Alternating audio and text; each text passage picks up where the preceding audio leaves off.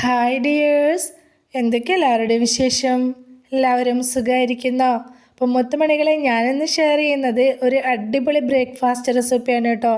പച്ചരി ഉതിർക്കാൻ വെക്കണ്ട, അതുപോലെ തന്നെ അരിപ്പൊടി വേണ്ട, ഉഴുന്ന് വേണ്ട, ഇതൊന്നും വേണ്ട. ബേക്കിംഗ് സോഡ, ബേക്കിംഗ് പൗഡർ ഒന്നും തന്നെ ചേർക്കാതെ നല്ല അടിപൊളിയായിട്ടുള്ള അപ്പത്തിൻ്റെയും നല്ലൊരു ദോശയുടെയും റെസിപ്പിയാണ് ഷെയർ ചെയ്യുന്നത്.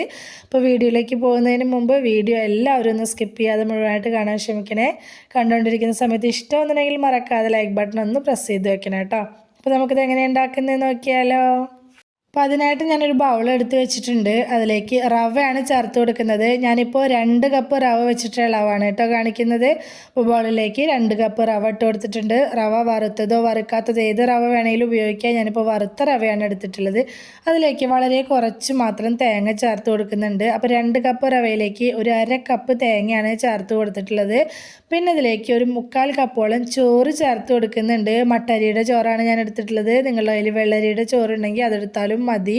ഇനി ഇതിലേക്ക് കുറച്ച് വെള്ളം കൂടി ഒഴിച്ച് കൊടുക്കണം. അപ്പോൾ ഞാനിപ്പോൾ ഇതിലേക്ക് ഒരു 2 കപ്പ് വെള്ളം ഒഴിച്ച് കൊടുക്കുന്നുണ്ട്. നിങ്ങളെടുക്കുന്ന റവയ്ക്ക് അനുസരിച്ച് വെള്ളത്തിൻ്റെ അളവിൽ ചെറിയ വ്യത്യാസം ഉണ്ടാവും, നോക്കിയിട്ട് മാത്രം ഒഴിച്ച് കൊടുക്കുക. 2 കപ്പ് വെള്ളം കൂടി ഒഴിച്ച് കൊടുത്ത ശേഷം ഞാനിതൊന്ന് ജസ്റ്റ് ഒന്ന് മിക്സാക്കി കൊടുക്കുന്നുണ്ട്. ഇതിൻ്റെ ഇടയിൽ വെള്ളം പോരാൻ തോന്നിയതുകൊണ്ട് ഞാൻ 1/2 കപ്പും കൂടി ഒഴിച്ച് കൊടുത്തിട്ടുണ്ട് കേട്ടോ. വീഡിയോ എടുക്കാൻ മറന്നു പോയതാണ്. അപ്പോൾ അതും കൂടി ഒഴിച്ച് കൊടുത്ത ശേഷം ജസ്റ്റ് ഒന്ന് ഇളക്കി മിക്സാക്കി കൊടുക്കുക. ഈ റവ ഒന്ന് കുതിർന്ന് കിട്ടാൻ വേണ്ടിയിട്ടാണ്.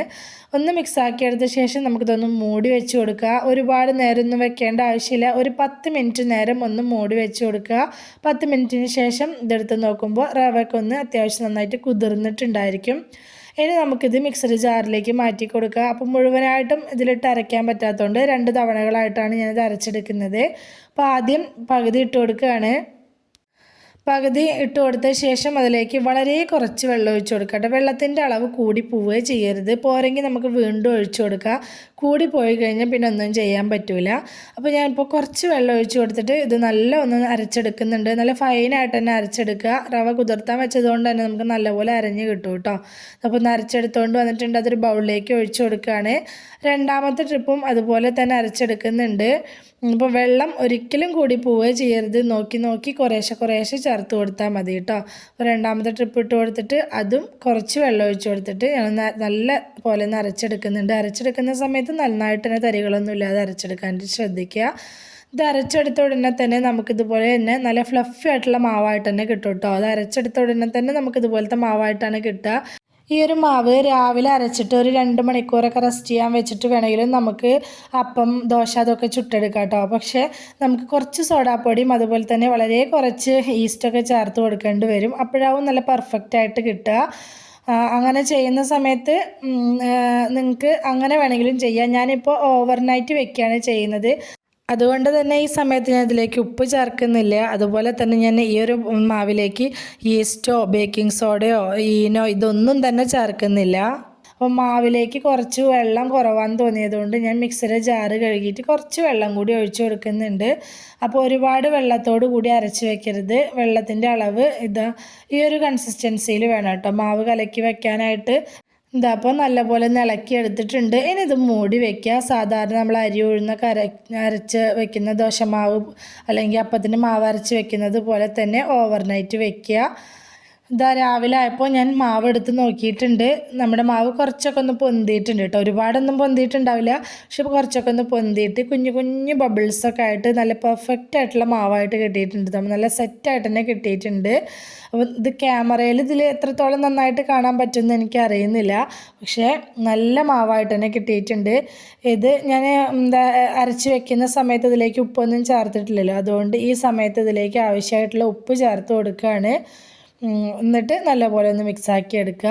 ഇങ്ങനെ തലേ ദിവസം അരച്ചെടുത്ത് വെച്ചിട്ടുണ്ടാക്കുകയാണെങ്കിൽ നമുക്കിതിലേക്ക് ബേക്കിംഗ് സോഡയോ അതുപോലെ തന്നെ ഈസ്റ്റോ ഈനോ ഇതൊന്നും ചേർക്കേണ്ട ആവശ്യമില്ല കേട്ടോ. അല്ലാതെ തന്നെ നല്ല പെർഫെക്റ്റ് ആയിട്ടുള്ള അപ്പവും ദോശയൊക്കെ നമുക്ക് ഈ ഒരു മാവ് കൊണ്ട് ചുട്ടെടുക്കാനായിട്ട് പറ്റും.